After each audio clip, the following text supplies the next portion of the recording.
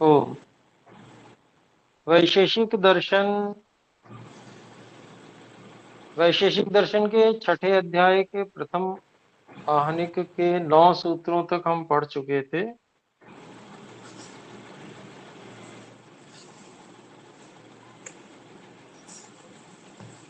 हाँ सर। यहाँ तक यदि कोई बात पूछनी हो तो कृपया पूछ सकते हैं हस्तोत्थापन द्वारा।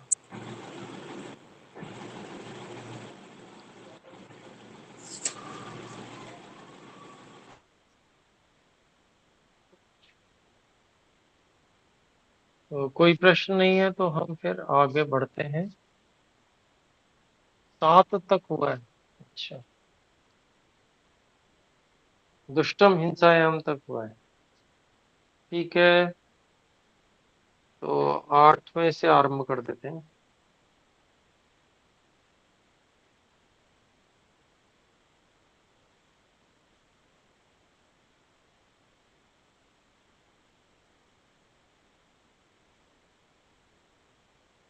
जी, तो 8वां सूत्र है, तस्य समभिव्याहरतो दोषः। अभिप्राय हुआ, वो जो दुष्ट भोजन,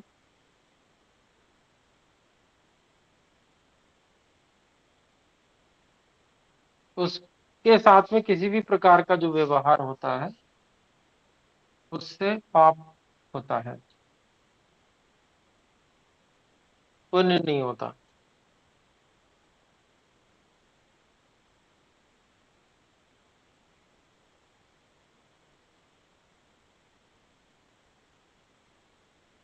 तो इसका भाष्य देखते हैं।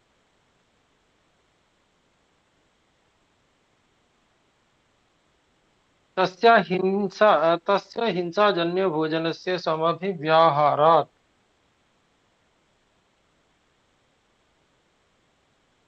उस हिंसाजन्य भोजन के व्यवहार करने से, अर्थात उसी को बोलते हैं यथा कथंचिद अपि व्यवहारात्, किसी भी प्रकार का व्यवहार करने से। फिर उसको और स्पष्ट करते हैं, क्रय आनयन परिवेषण पाचन रूपात, खरीदना, लाना, परोसना, पकाना रूपी कोई भी व्यवहार हो, तस्य हिंसा जनस्य भोक्तुः प्रदातुश्च।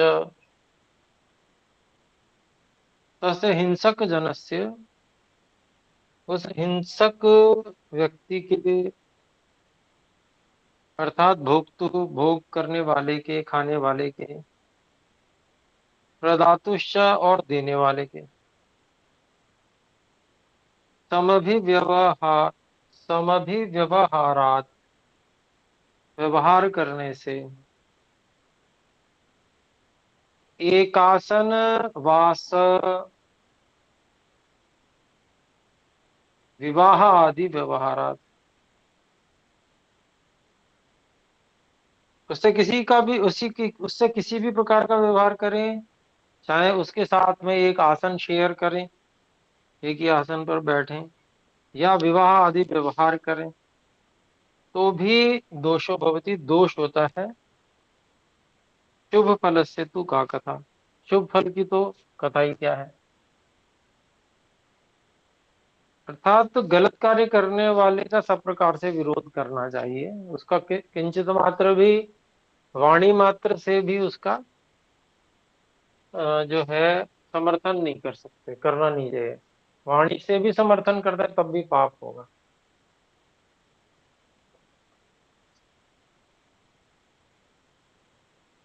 तो कहते तद दुष्टे न विद्यते। 9वां सूत्र, तदा दुष्टे, तदा दुष्टे, तद दुष्टे गलत मैंने पढ़ा, तदा दुष्टे न विद्यते। जो बोलना चाहते हैं बोले। हाँ आचार्य जी, जैसे इन्होंने इसमें बोला ना कि एक लाइन जो लास्ट में, कि उनके साथ उठने बैठने से भी संबंध बनाने में भी दोष होता है। अब आपके परिवार में अगर दूसरा आदमी नहीं मानता, वो मान लो आप जैसे वाइफ है, हस्बैंड है, वो दूसरा या बच्चे ही नहीं मानते, तो फिर उसमें आप क्या कर सकते हो? सबसे संबंध तो नहीं छोड़ सकते। तो वहाँ मिश्रित कर्म हो जाएंगे। मतलब हाँ, मैं व्यवहार वही बोल रहा हूँ। अभिप्राय क्या है ना कि देखिए, अ,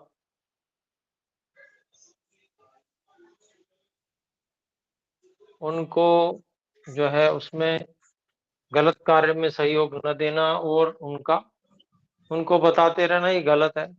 इससे थोड़ा सा कुछ निवारण हो सकता है उसका, हाँ, वो कि तो भाई चलो हम हमारा कर सकते बिल्कुल हैं, भी हाँ। समर्थन नहीं है, हाँ, इसमें कोई समर्थन नहीं। समर्थन नहीं है हम्म। स्पष्ट रूप से। हाँ। और जिससे उनको उत्साह ना मिले, हतोत्साहित हो उस कार्य के लिए, गलत कार्य के लिए। तो इतना तो कम से कम करना ही चाहिए, बाकी हम हाँ, बस हमारा, तो मैं वही कह देखिए। रही थी कि हम तो इतना ही कर सकते हैं ना, बस कि उनको समझा सकते हैं, वो नहीं माने तो कुछ नहीं कर सकते। जी, जी। तो इसका तो जैसे है ना कि भई आरंभ में ही ध्यान रख लेना चाहिए। अगर ऐसा कुछ है और मान लीजिए बाद में ज्ञान हुआ, तो फिर हम्म। मजबूरी है, ये वाली वही बात है। मैं कह रहा हूँ, मजबूरी है। जी, जी। नहीं, और बच्चे भी देखो ना, उसमें हम चलो अगर आप लोग नहीं भी लेते तो बच्चे आजकल जैसे वो बिल्कुल वो कहते हैं नहीं जी, आप वो मानते ही नहीं है, वो कहेंगे नहीं जी, देखो आपको नहीं मालूम, ये है वो है, अपना ज्ञान झाड़ते हैं वो भी बहुत ज्यादा। तो नहीं, संबंध नहीं, भी ये नहीं तो छोड़। जी दोष है माता-पिता का ही, क्योंकि माता-पिता अगर इस तरह का वो नहीं देंगे तो इनको आरंभ से ही, तो फिर बच्चे नहीं खाते हैं। ऐसे बहुत सारे परिवार देखे गए हैं जहाँ पर जो है माता-पिता अच्छे से प्रशिक्षण देते हैं तो नहीं खाते हैं बच्चे। नहीं खाते, हाँ। तो ये माता-पिता का दोष है कि वो इस पे कम ध्यान देते हैं, नहीं ध्यान देते हैं, या उसको लापरवाही करते हैं उस विषय में, तो इसी कारण से ऐसा होता है। ठीक है तो जी, हाँ, दोष लगेगा वहाँ तो। दोष जी, लगता जी। है।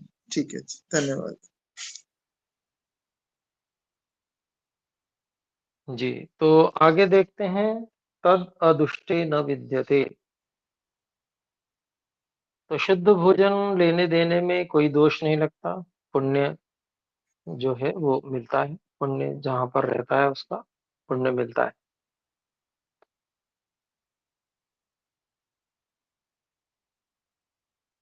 तो कहते हैं, तद अदुष्टे न विद्यते, दुष्ट भोजनात् भिन्नम यददुष्ट भोजनम तस्मिन् अदुष्ट भोजने न विद्यते दोषः समभिव्याहारात्। दुष्ट खराब भोजन, हिंसाजन्य भोजन से अलग जो अदुष्ट भोजन है, मतलब जो खराब नहीं है, जो हिंसा वाला नहीं है, ऐसा भोजन उसमें दोष नहीं होता, उसका व्यवहार करने से कोई दोष नहीं होता। अहिंसाजन्य भोजने अहिंसकाय भोजन प्रदाने। अहिंसा से जो प्राप्त भोजन है और जो अहिंसक को भोजन देना है, उसमें अहिंसकस्य भोजन प्रतिग्रहे, और अहिंसक व्यक्ति के भोजन के ग्रहण करने में भी न दोषः, कोई दोष नहीं है, अपितु शुभ फलम एवं, बल्कि शुभ फल ही है उसका। तो ये बात और भी स्पष्ट कर दी, कहीं भ्रांति ना हो जाए इसलिए। फिर 10वें सूत्र की भूमिका है, अज्ञानात् दुष्टम जलम भोजयित्वा पुनः किम कार्यम इति उच्यते। और पता नहीं है, लेकिन जो हिंसक व्यक्ति है उसको, गलत व्यक्ति है, खराब व्यक्ति है, वो दुष्ट है अर्थात वो हिंसा करता है, तो ऐसे व्यक्ति को खिलाकर, अगर गलती से खिला दिया, अज्ञान से खिला दिया, तो फिर क्या करना चाहिए? तो 10वें सूत्र में कहते हैं, पुनर्विशिष्टे प्रवृत्ति ही।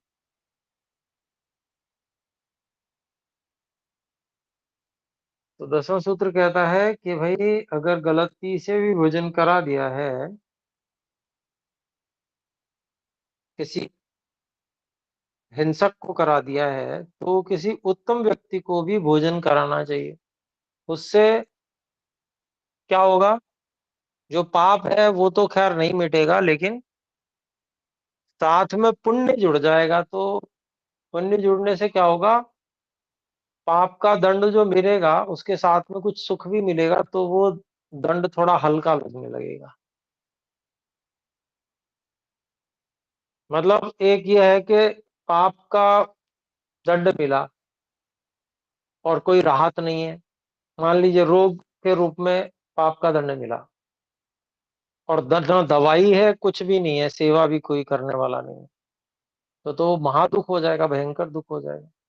लेकिन अगर साथ में पुण्य भी किया हुआ होगा, तो अगर रोग है, पाप कर्म के कारण से रोग मिला है, तो साथ में सेवा करने वाला मिल जाएगा, कोई दवाई मिल जाएगी, तो उससे क्या होगा, थोड़ा आराम हो जाएगा।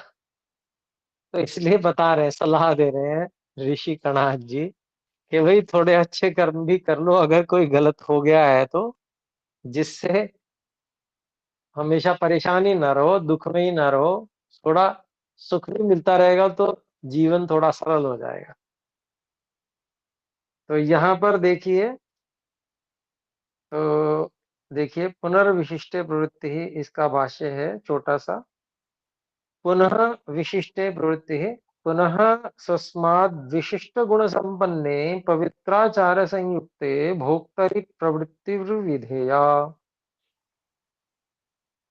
तो ऐसा अगर गलती से कर दिया, अज्ञान से किसी जिहादी को भोजन करा दिया है, गलती से बाद में पता चला, तो अब ये तो पाप कर्म कर दिया, तो इसलिए क्या करना है, किसी ऐसे जो धर्मवीर है उसको भी भोजन कराना है, या किसी संत जो ऐसे वेद पठन पाठन करने वालों, इनको भी भोजन कराना है। एक मिनट चलो।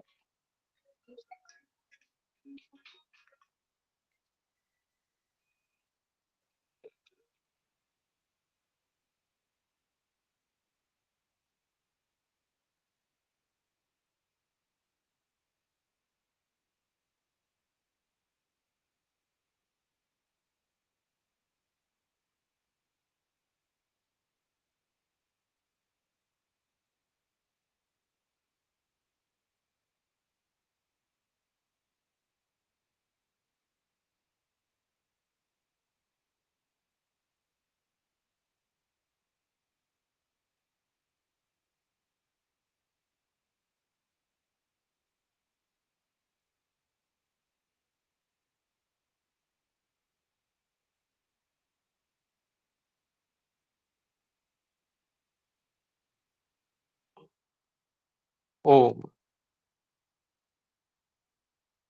तो पवित्राचार संयुक्त भोक्तरी, ऐसे पवित्र आचरण से युक्त जो भोक्ता है, उसके उसमें प्रवृत्ति विधेया, प्रवृत्ति करनी चाहिए। स एतादृश्य जन भोजितव्य, इस प्रकार के व्यक्ति को भोजन करा देना चाहिए। समय हीने, फिर 11वां सूत्र, समय हीने वा प्रवृत्ति ही।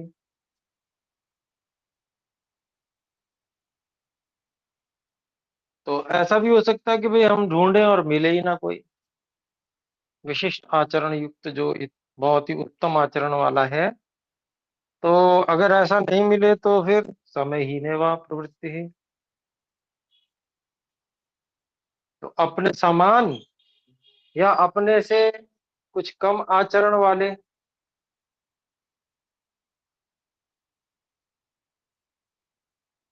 को इस प्रकार से दान आदि देना चाहिए, पर दुष्ट व्यक्ति को नहीं देना चाहिए। अर्थात जो हिंसक है उसको नहीं देना चाहिए। अपने आचरण से कुछ कम आचरण वाला हो तो भी चलेगा, पर हिंसक को नहीं देना है। तो यहाँ पर देखते हैं,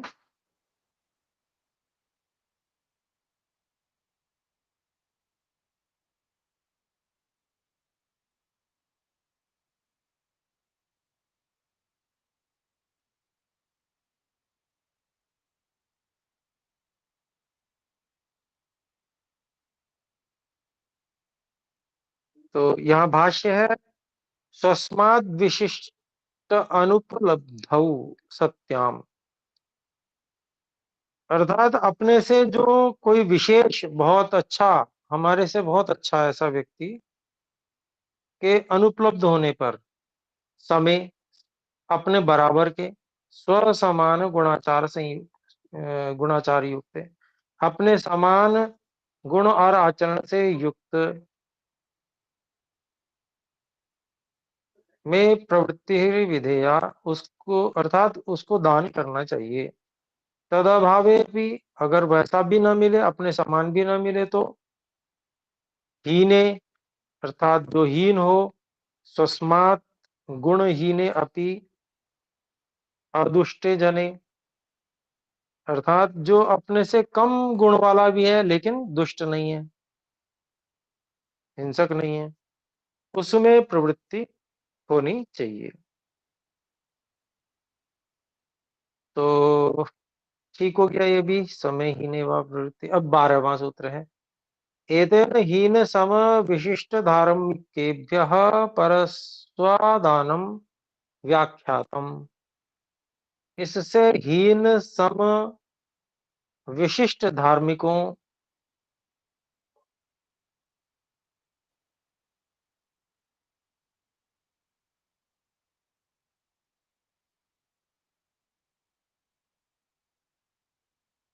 अधिक या कम धार्मिक से परस्व आदानम, दूसरे से उस दूसरे का धन लेना, ग्रहण करना भी समझ लेना चाहिए अपने आप ही।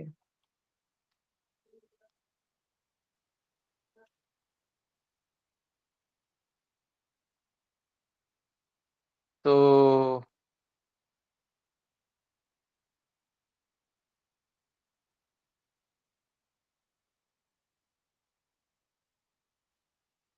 इसका भाष्य है, एतेन प्रदान प्रकारेण विशिष्ट अभावे सति, इस प्रकार के देने के प्रकार से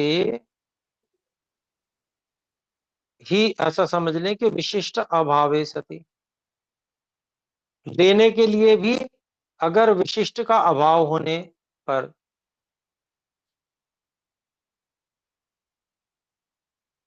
तो हीनात् समाद विशिष्टात्,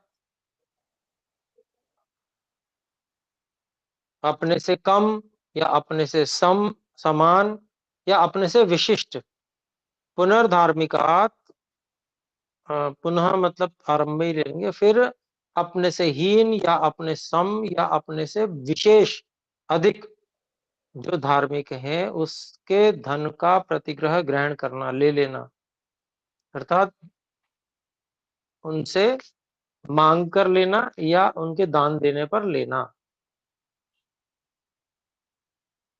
व्याख्यान कर दिया गया, समझ लेना चाहिए, क्रम वही रहेगा जैसे पहले था। फिर कहते हैं, प्रथमम विशिष्टात् तदभावे समात् तदभावे च हीनादपि धार्मिकात् दानम ग्राह्यम। प्रथमम विशिष्टा, पहले तो जो बहुत धार्मिक बहुत अच्छा व्यक्ति हो, अपने से भी बहुत अच्छा हो, अगर वो देता तो उससे ले लो, अगर वो नहीं मिल रहा है तो अपने समान से ले लो, अगर वो भी नहीं मिल रहा है तो हीनादपि, जो हमसे कम धार्मिक है उससे भी ले लो, दुष्ट से फिर भी मत लो, ये अभिप्राय है। फिर कहते हैं, तथा विरुद्धानाम त्याग,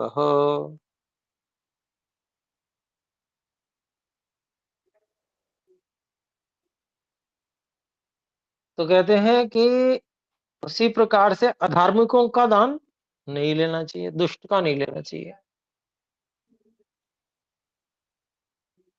तो भाष्य कर देखते हैं, तथैव विरुद्धानाम अधार्मिकानाम धनादान त्याग कार्य, उसी प्रकार से विरुद्ध जो है, अधार्मिक जो है, उनसे धन लेने अर्थात दान लेने, लेना छोड़ देना चाहिए, मतलब उनसे नहीं लेना चाहिए। तत्र त्यागे प्रातिलोम्यम विधेयम, और उनके त्याग में भी प्रातिलोम्यम विधेयम, उल्टा क्रम लेना चाहिए। पूर्वम हीनस्य आदान त्यागः।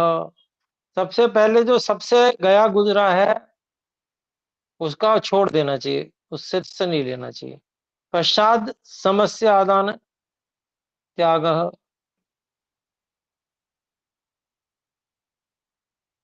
फिर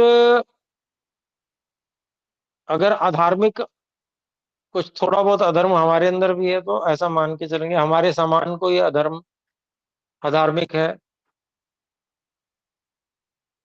तो उसके बाद में उसका त्याग करना चाहिए।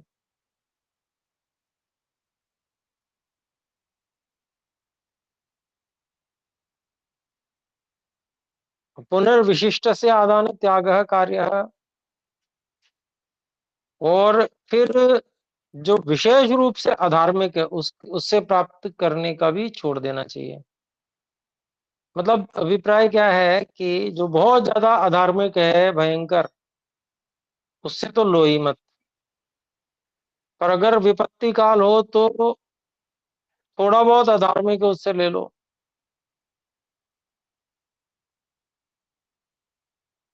ये अभिप्राय है।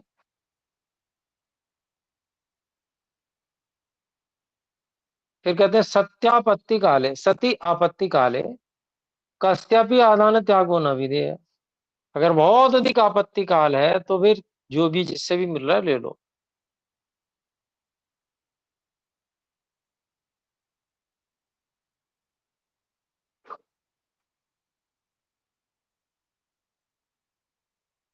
तो ये तरीका है।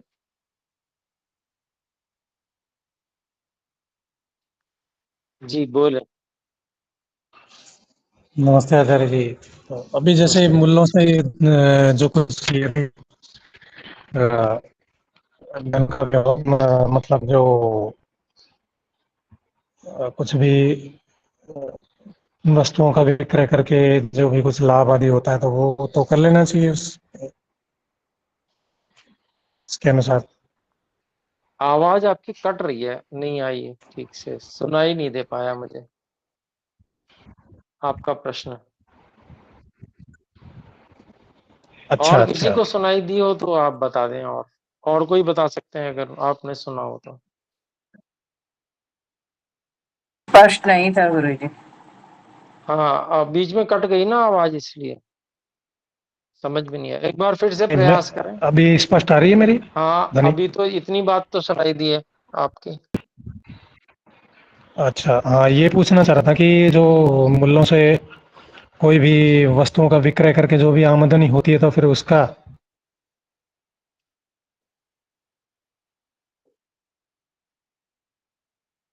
उसका बोला, उसके बाद में कट गए। मैं अभिप्राय समझ गया कि उसका परित्याग करना चाहिए करना चाहिए उसमें। पूछ रहे हैं। तो देखिए, अभी तो जो व्यवहार चल रहा है उसमें ये समझ लीजिए कि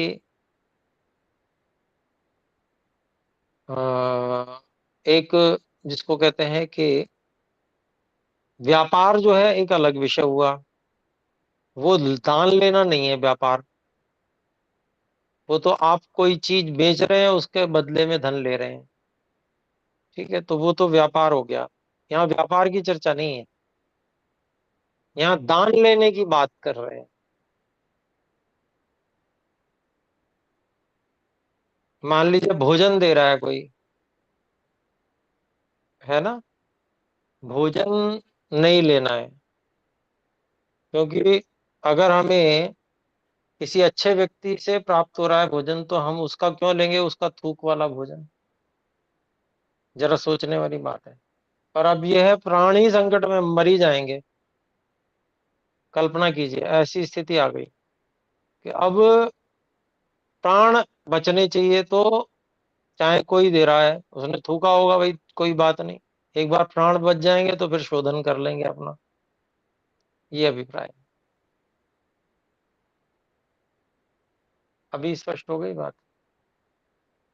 हाँ धन्यवाद आचार्य जी, हो गई स्पष्ट। जी जी, ठीक है।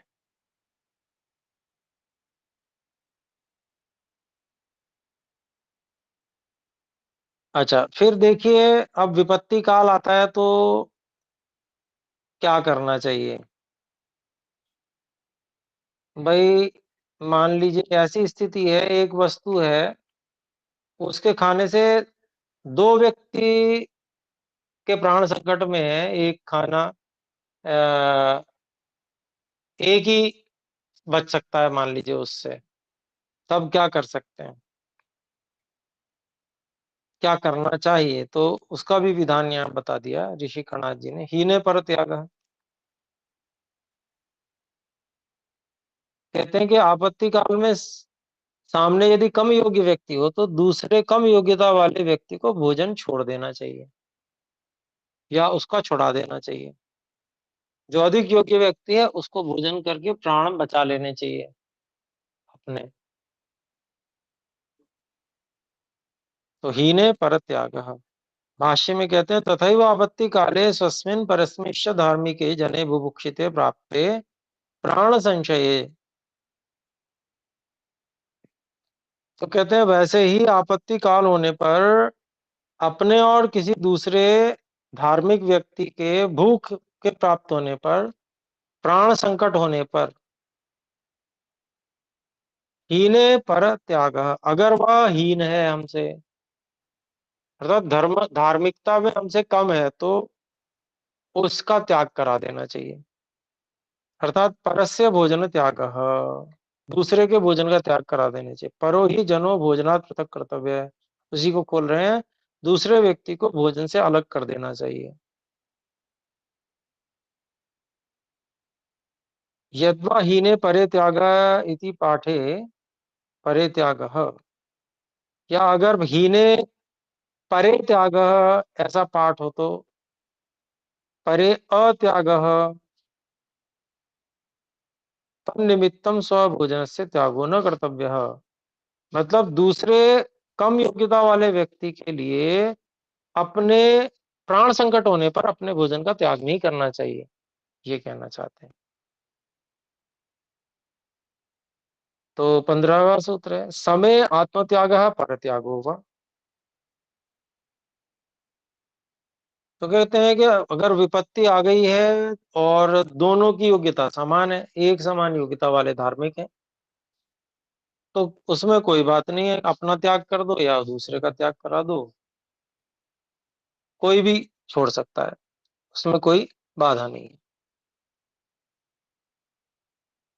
तो यहाँ पर देखते हैं भाष्य है स्वसमान गुण युक्त धार्मिक जने प्राप्ते प्राण संशय बुभुक्षिते। अपने समान गुण युक्त धार्मिक व्यक्ति के प्राप्त होने पर जब प्राण संशय हो और भूख लगी हो तो आत्मत्याग स्वभोजन से त्याग कर्तव्य, अपने भोजन का त्याग कर देना चाहिए। यद्वा या फिर पर त्याग, पर से भोजन त्याग कार्य है, या दूसरे के भोजन का त्याग करा देना चाहिए। न वैशिष्ट्यम अस्ति, इसमें कोई विशिष्टता नहीं है पुण्य फल प्राप्त, पुण्य फल की प्राप्ति में। अर्थात चाहे हम कहें कि भाई तुम मत करो हम कर लेते हैं, तब भी उतना ही पुण्य है, और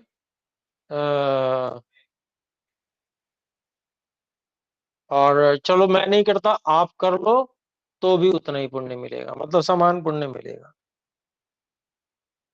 फिर कहते परंतु विशिष्ट आत्मत्याग है। तो ये आप समझ ही गए होंगे कि अगर कोई बहुत हमसे बड़ा धार्मिक है तो भाई अपना भोजन त्याग दो, उसको भोजन पहले दो, उसका जीवन जरूरी है। तो कहते हैं विशिष्ट सस्मात् गुण विशिष्ट धार्मिक जने तो आत्मत्याग आत्मनो भोजन त्यागो विधेय। अपने से जो बहुत अधिक गुण में अधिक है, बहुत अधिक हमसे अधिक धार्मिक व्यक्ति है, तो अपने भोजन का त्याग कर देना चाहिए।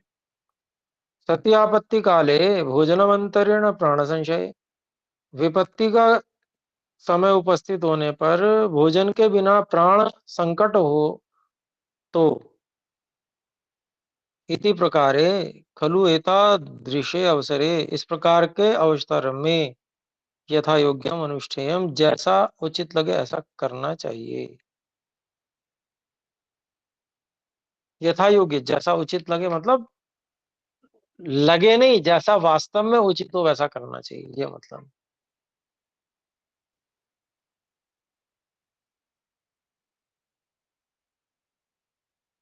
तो ये हमारा प्रथम आहनिक पूरा हो गया और छठे अध्याय का दूसरा आहनिक आ गया हमारा।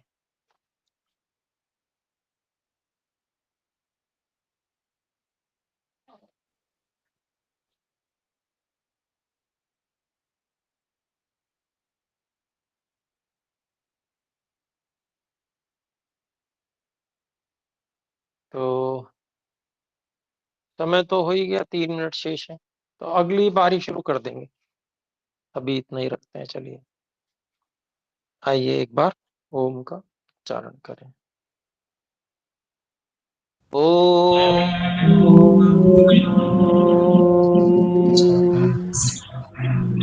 सभी को सादर नमस्ते जी। नमस्ते आचार्य जी।